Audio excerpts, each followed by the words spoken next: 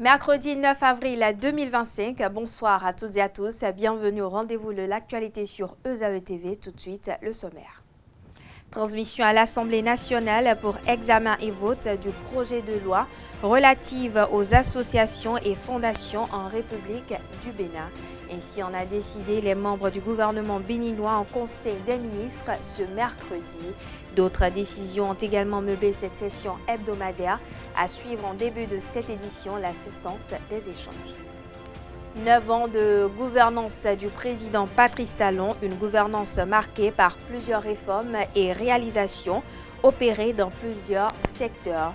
Que retiennent les Béninois et surtout les acteurs de la société civile de cette gouvernance? Élément de réponse dans ce journal avec Nestor Avonomadegbe, acteur de la société civile. La Cour de justice de la CEDEAO s'est déchargée de toutes les affaires judiciaires concernant les ressortissants des pays membres de l'Alliance des États du Sahel AES suite à leur retrait du bloc régional ouest africain. Quelles conséquences pour l'Afrique de l'Ouest? Élément de réponse dans un instant.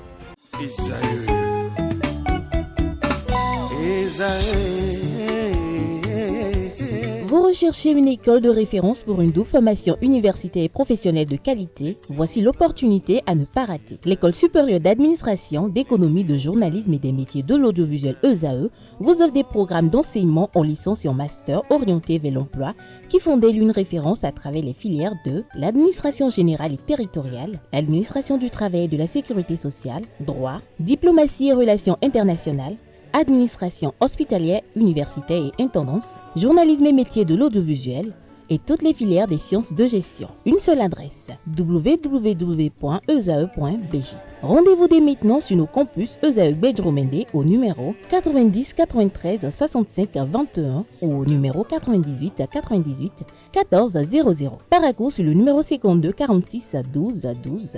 Aboumé-Calavi au numéro 52 88 44 44. Akpaka au numéro 52 88 33 33. ESAE, l'excellence a un nom.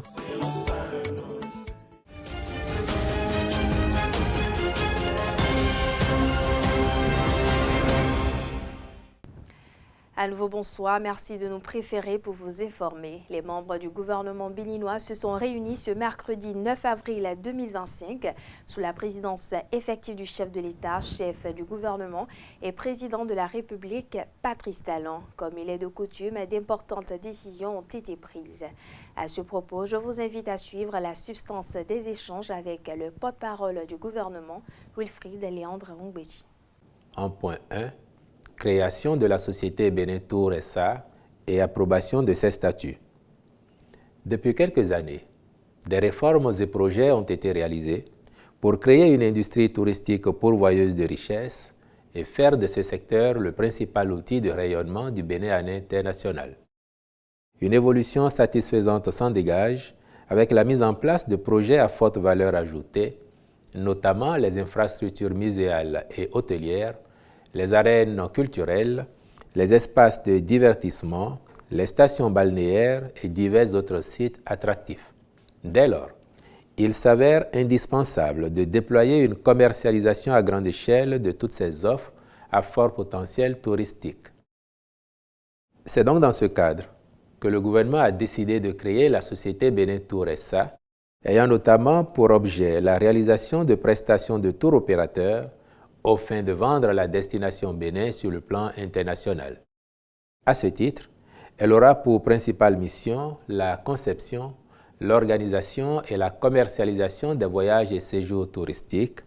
Elle pourra, par ailleurs, réaliser toutes opérations commerciales, financières, mobilières et immobilières pour favoriser son extension ou son développement. En point 2, mise en place d'un système d'information et de gestion électronique de la commande publique en République du Bénin. Le gouvernement entend tirer parti des opportunités qu'offre le numérique en vue de simplifier et renforcer l'efficience et la transparence des marchés publics en mettant en place un système dématérialisé pour la commande publique. À cet effet, il a été procédé à la révision des tests qui encadrent la passation des marchés. Ce faisant, et au-delà de l'évolution technologique dont les avantages sont irréfutables, la digitalisation de la commande publique va générer d'importants gains et progrès profitables tant aux soumissionnaires qu'aux autorités contractantes. C'est pourquoi, au terme des démarches entreprises avec les parties prenantes, le Conseil a adopté les tests irrelatifs à cette étape et les ministres concernés sont instruits de veiller à leur application. En point 3, modalité de mise en œuvre du numéro unique parcellaire, de confirmation cadastrale des droits fonciers et de mise à jour du cadastre national. Un bilan d'étape de mise en œuvre du décret numéro 2023-684 du 20 décembre 2023 portant sur cette matière fait ressortir d'une part l'aboutissement de la couverture intégrale de la ville de Cotonou en cadastre national par le mécanisme de l'enregistrement collectif.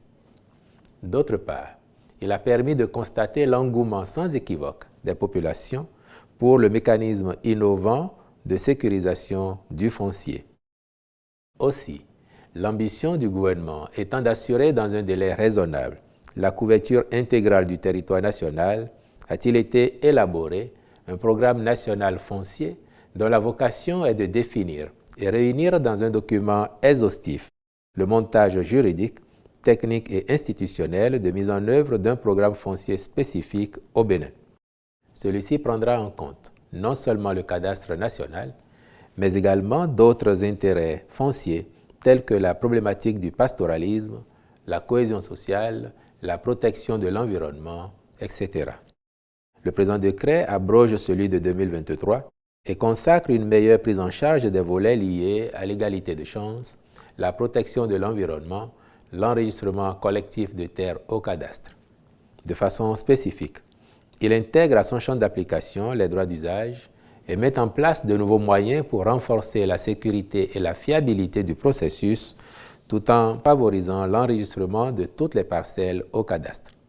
De même, il clarifie la nature juridique et les effets du certificat d'enregistrement au cadastre national ainsi que les conditions de sa délivrance, les délais d'action non explicités dans le décret en vigueur, le niveau d'implication des collectivités territoriales, notamment dans la prise en charge de la formalisation des transactions foncières et la correction des données cadastrales, la responsabilité des acteurs chargés d'utiliser la plateforme e-foncier Bénin. Le ministre de l'Économie et des Finances et le ministre chargé du cadre de vie sont instruits de veiller à leur mise en œuvre. En point 4, fixation de la liste des fonctions politiques ouvrant droit à des avancements automatiques d'échelon et de grade. Au terme de la loi portant statut général de la fonction publique, citation, le fonctionnaire de l'État détaché pour exercer une fonction politique bénéficie d'avancements et de promotions automatiques pendant l'exercice de la dite fonction. Fin de citation. Avec l'instauration de la démocratie comme système de gouvernance depuis 1990, des fonctionnaires sont nommés ou élus dans diverses fonctions politiques pour accomplir un mandat et leur évaluation au même titre que les autres agents de l'État étant difficile, il s'est avéré nécessaire de prévoir un mécanisme d'avancement les concernant, l'objectif visé étant de ne pas compromettre le déroulement de leur carrière. Le décret énumère de façon claire et précise la liste des fonctions ouvrant droit à des avancements automatiques d'échelon et de grade pour éviter tout abus ou toute complaisance. Parlons toujours des mesures normatives. Le gouvernement a transmis à l'Assemblée nationale plusieurs projets pour examen et vote. Plus de détails dans cet élément. En point 5, transmission à l'Assemblée nationale pour examen et vote du projet de loi relative à l'entrée, au séjour, à la résidence et à la sortie des étrangers en République du Bénin. La loi numéro 86-012 du 26 février 1986 relative au régime juridique des étrangers dans notre pays ne répond plus totalement aux exigences actuelles de mobilité, d'attractivité territoriale, de promotion du tourisme et de coopération régionale et internationale. En effet, depuis l'adoption de celle-ci, il y a eu des avancées significatives dans plusieurs secteurs de la vie sociale, économique et politique. C'est pourquoi il est apparu pertinent d'engager la refonte complète de la loi en vigueur afin de mettre en place une législation moderne, équilibrée et cohérente relative à l'entrée, au séjour, à la résidence et à la sortie des étrangers. Les ministres concernés veilleront à l'aboutissement de la procédure législative et relative. En point 6, transmission à l'Assemblée nationale pour examen et vote du projet de loi portant modification de la loi numéro 2024-31 du 2 septembre 2024 relative à la reconnaissance de nationalité aux afro-descendants en République du Bénin. La principale modification envisagée concerne l'intitulé de l'attestation provisoire actuelle, qui deviendra une attestation d'éligibilité au bénéfice de la nationalité béninoise. Cette dénomination permettra de clarifier le statut des bénéficiaires en attente de finalisation de leur demande, sans créer de confusion avec les effets de la nationalité.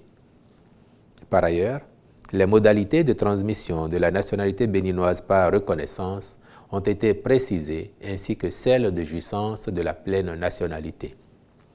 En somme, la notification projetée s'inscrit dans une volonté d'harmonisation législative, de simplification administrative et de respect des principes de sécurité juridique, de transparence et d'efficacité. Elle a également l'avantage d'offrir un cadre plus lisible, plus protecteur, conforme aux ambitions du Bénin en matière de retour aux origines et de reconnaissance des afro-descendants dans la communauté nationale. En point 7, transmission à l'Assemblée nationale pour examen et vote du projet de loi relatif aux associations et aux fondations en République du Bénin. Ce texte, une fois voté, abrogera les dispositions de la loi du 1er juillet 1901 relative au contrat d'association ainsi que toutes autres dispositions antérieures contraires. Il vise à actualiser le cadre légal existant afin de réduire les ambiguïtés juridiques, rendre conforme la réglementation en vigueur aux défis actuels et créer les régimes adaptés à chaque type d'association et de fondation. Il dispose, entre autres, sur les modalités de financement, la gouvernance, de même que sur les questions relatives à la transparence et au suivi de leurs activités, en lien avec les risques qui y sont liés. Le dit texte institue, en outre, un registre des associations et fondations destiné à recevoir les déclarations d'existence, les inscriptions modificatives les concernant, ainsi que toutes autres déclarations prescrites par les lois et règlements. Sous cette même rubrique des mesures normatives, ont été par ailleurs adoptés les décrets portant création de l'Agence nationale du paysage, approbation de ses statuts et nomination des membres de son conseil d'administration. Modification des statuts de la Société de radio et de télévision du Bénin SA et nomination des membres de son conseil d'administration. Transmission à l'Assemblée nationale pour examen et vote du projet de loi portant modification de la loi numéro 2017-08 du 19 juin 2017 portant identification des personnes physiques en République du Bénin. Nomination des commissaires aux comptes titulaires et suppléants près le Fonds d'investissement et de garantie des petites et moyennes entreprises. Dans le registre des communications, le gouvernement a également pris d'importantes décisions, des précisions, toujours avec le porte-parole du gouvernement, Wilfried Léandre Hongbechi. Au chapitre des communications, en point 1, contractualisation avec des cabinets pour diverses prestations dans le cadre du projet de construction d'un village de vacances Club Med à Avlekete. Pour rappel, ce projet consiste à créer un village haut de gamme sur une superficie d'environ 25 hectares avec une offre de restauration de qualité. Il sera composé de 336 chambres, dont 30 suites haut de gamme de type rez-de-chaussée et R+1, 2 restaurants, 4 piscines, un spa de marque de renommée internationale et un espace bien-être, des terrains de tennis, de padel et multisports ainsi que des activités nautiques. Dans le cadre de son exécution, il a été approuvé la contractualisation avec divers cabinets pour des études techniques complémentaires qui permettront d'avoir des données beaucoup plus précises et complètes, assorties de cadres de devis quantitatifs et estimatifs affinés par composante pour la sélection d'entreprises en vue de la conduite des travaux. En point 2, contractualisation avec diverses sociétés dans le cadre du projet de construction de l'hôtel de ville de Porto Novo. Cette infrastructure sera érigée sur un site mitoyen de celui de la cité administrative départementale actuellement en construction au quartier Oganla. Elle est composée d'un bâtiment principal de type R+3 avec une surface bâtie de 6 567 m², des annexes couvrant une superficie bâtie de 3 026 m². L'espace est ceinturé par une clôture avec des guérites aux entrées. Les annexes comprennent des locaux techniques, des parkings externes et internes, des abris pour les conducteurs de véhicules, un bloc à usage de cantine, des voiries et réseaux divers. En vue du démarrage effectif du chantier, le Conseil a marqué son accord pour la contractualisation avec diverses sociétés pour la construction, la mission de direction d'exécution des travaux, ainsi que celle de maîtrise d'ouvrage déléguée. Au titre des rencontres et manifestations internationales, il a été autorisé la participation de notre pays aux réunions statutaires et autres rencontres à l'extérieur du ministère du Tourisme, de la Culture et des Arts au titre de l'année 2025. À la 17e édition du Salon international de l'agriculture du Maroc, du 21 au 27 avril 2025 à Meknès. Au sommet Innovation Africa 2025 à Addis Abeba, en Éthiopie, du 28 au 30 avril 2025. À la 92e session générale de l'Assemblée mondiale des délégués nationaux de l'Organisation mondiale de la santé animale à Paris, en France, du 25 au 29 mai 2025, ainsi que l'organisation à Cotonou, du 6 au 8 mai 2025, de l'atelier régional sur l'échange d'informations et la coopération en matière de sécurité nucléaire en Afrique de l'Ouest.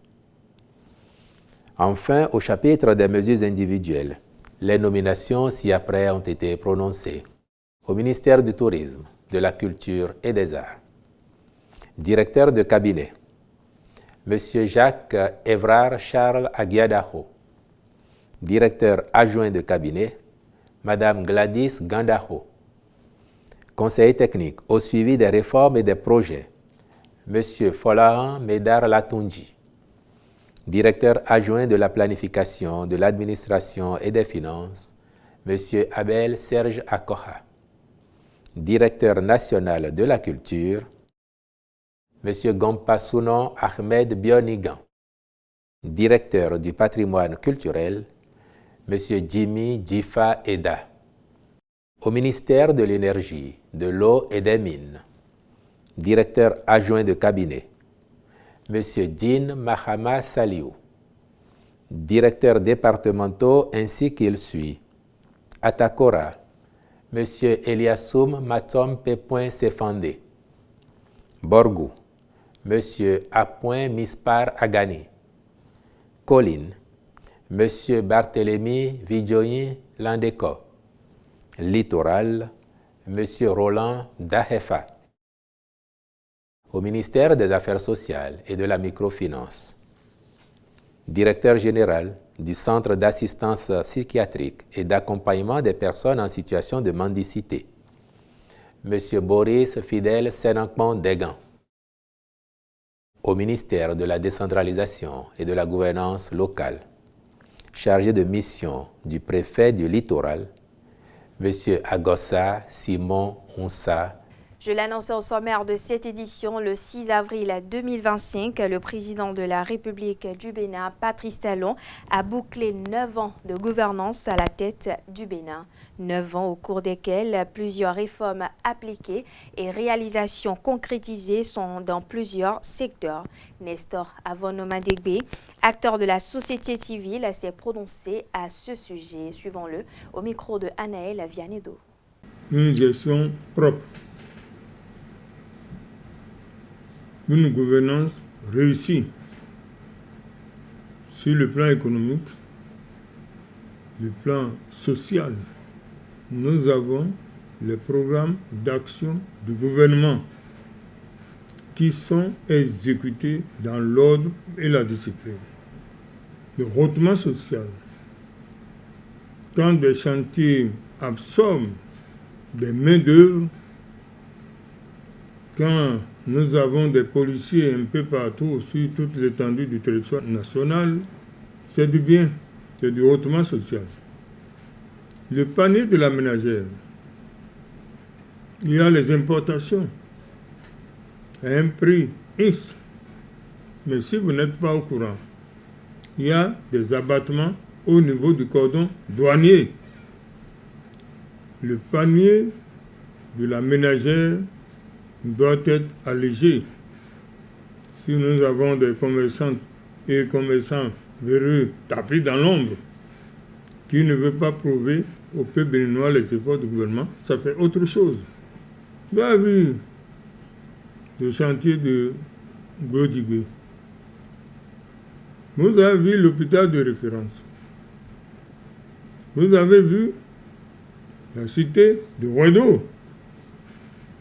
Vous avez vu les apportages où il y a des infrastructures qui sont réalisées.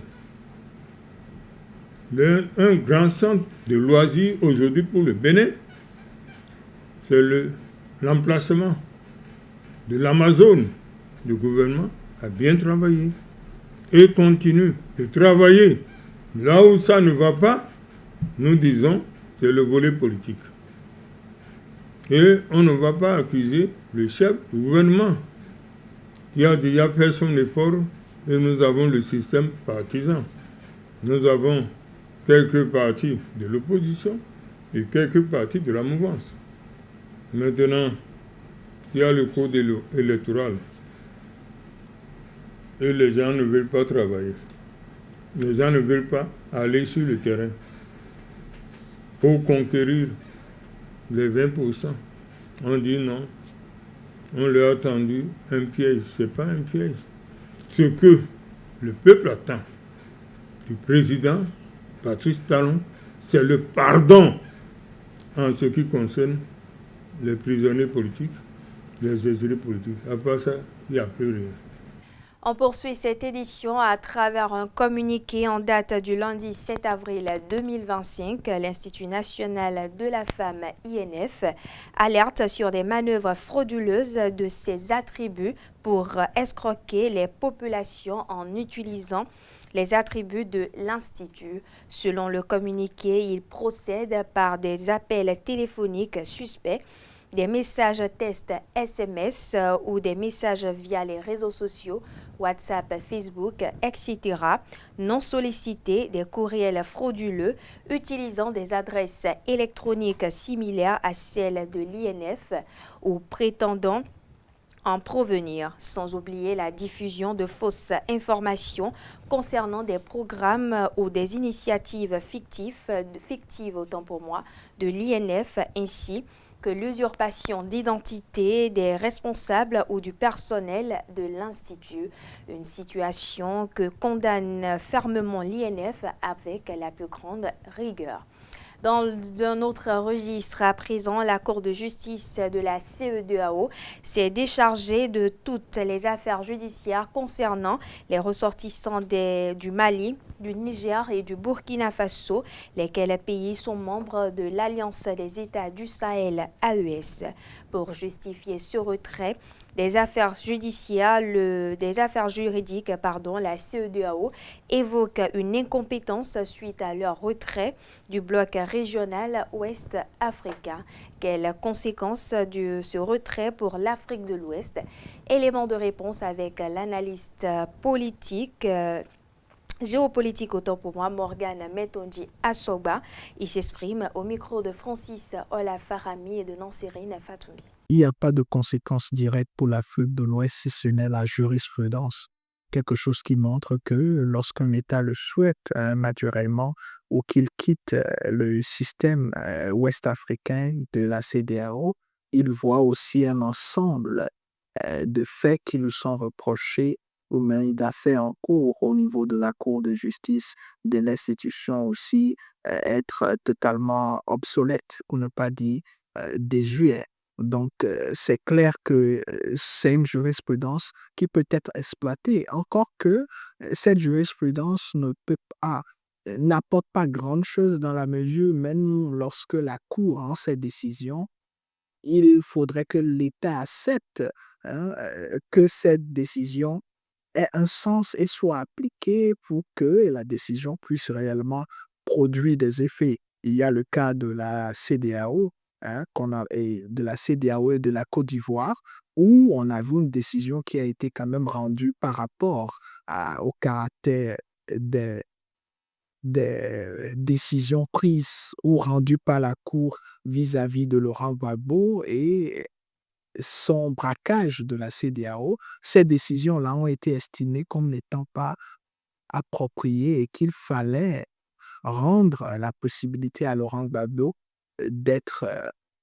éligible et sur la liste électorale. Mais on s'est rendu compte que la Côte d'Ivoire n'a pas respecté cette décision et avait déjà décidé même, a décidé par la suite de quitter l'instance. Donc je pense que c'est quelque chose qui n'aura pas trop d'effet, qui n'a pas trop d'effet, mais qui quand même sert de jurisprudence et montre à quel point le processus d'intégration sur l'aspect juridique aussi a pris un coup par rapport au retrait de ces 3 pays.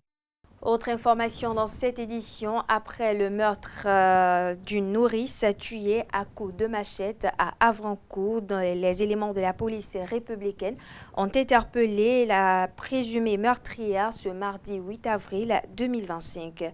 Une interpellation qui fait suite à une enquête ouverte après le décès de la victime un jour plus tôt. Selon le récit des faits, la nourrice a été charcutée à mort à Ouamon, dans l'arrondissement de Sado, à Havrancourt. Le bébé de la victime a également été emporté suite à son agression survenue en plein jour.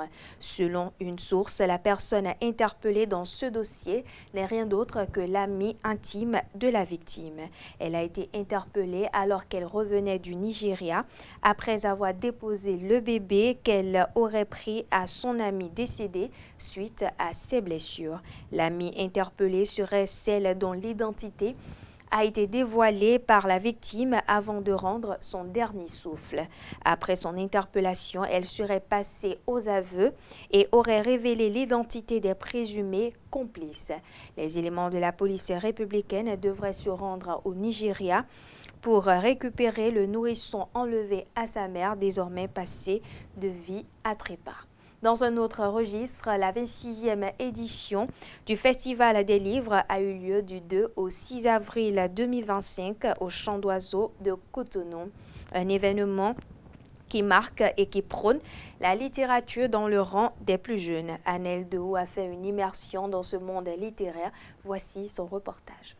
26e édition du Festival du livre béninois de la jeunesse. Une initiative qui vient promouvoir l'amour du livre et des lettres au sein de la jeunesse avec diverses activités éducatives. Ce festival, pour donner le goût de la lecture aux enfants et à la jeunesse, l'objectif c'est de promouvoir l'excellence. Parce qu'avec le livre, on voyage très loin. On a l'activité de dessin, et l'illustration, le conte. Nous prenons les enfants, nous organisons des jeux avec des enfants, des jeux de puzzle, des jeux de cartes et aussi nous faisons aussi des ateliers de peinture et de dessin. Après ça, on a des chèques livres qu'on distribue aux enfants et ils font des achats avec ça dans les expositions. Et les candidats malheureux, on a des livres pour eux, ceux qui ne gagnent pas, ceux qui ne font pas de belles prestations pour gagner des chèques. On essaie de trouver des livres pour ne pas créer des frustrés. Amoureux des bandes dessinées, les plus jeunes de différentes écoles ont pu se fondre dans cet univers passionnant. La particularité même de ce festival. La particularité de ce salon, c'est la rencontre qu'on a eue avec nos jeunes lecteurs qui sont vraiment très curieux, enthousiastes et qui savaient déjà plus ou moins qu'est-ce qu'ils voulaient, quel genre de thème ils souhaiteraient avoir dans nos œuvres. Et ça nous a beaucoup motivés Et ça renforce encore notre ambition, notre désir de promouvoir la lecture. C'est le seul moyen de rapprocher le livre de l'enfant. Ça permet aux enfants de découvrir le travail que fait l'illustrateur, celui que fait l'éditeur, et d'être en contact avec le livre et de prendre goût à la lecture. Des participants qui n'hésitent pas à exprimer leur satisfaction. Je vois que tout cela c'est joli à mes yeux et j'adore voir ça. J'ai gagné grâce à mon intelligence. Non, ça n'a pas été facile, mais on s'est rassemblés en groupe pour bien travailler. Ce festival est également le carrefour de vulgarisation des œuvres de divers pays. Et à travers ce salon, nous voudrons bien se faire connaître à travers le Bénin et puis à travers aussi l'Afrique. La motivation des éditions Graines de Pensée, c'est de faire connaître ses auteurs, de faire connaître son catalogue, de le faire vivre, de le faire voyager. On édite au Togo, mais pas seulement pour les Togolais, mais aussi pour les publics africains. La bibliothèque de l'IAJP Chant d'Oiseau dispose des livres de jeunesse, oui, qui sont accessibles aux enfants de la maternelle et ceux du CM1 au CM2. Le Festival du livre béninois de la jeunesse a semé des graines de littérature en chaque jeune. Cette édition se poursuit d'une manière générale. Un psychotrope est une substance chimique qui agit sur le psychisme, un terme qui désigne donc à la fois les drogues et les médicaments. Au Bénin, la prise de ces produits se fait souvent remarquer par les conducteurs de taxi-moto. Pourquoi consommer ces substances ? Quel en est l'intérêt et le rôle dans le quotidien des conducteurs de taxi-moto? Pour répondre à ces différentes interrogations, Francis Ola Farami a recueilli l'avis de quelques-uns sur le sujet. Suivons ensemble. Mais non, nous para tout ça là vraiment et le quoi tout code quoi. Et na bien même nous bon zinwete donc ni indo et si sensibiliser et bo yiro et bo pour yé nous a pas quoi et na tient nous man tout code c'est que na do ko ni quoi sinon ça c'est un peu gauche. Sur ana yé ben na ko ba we bon ni be ka bon noter. Le piéton béninois a des difficultés à partager la route avec ces gens-là. S'ils prennent leur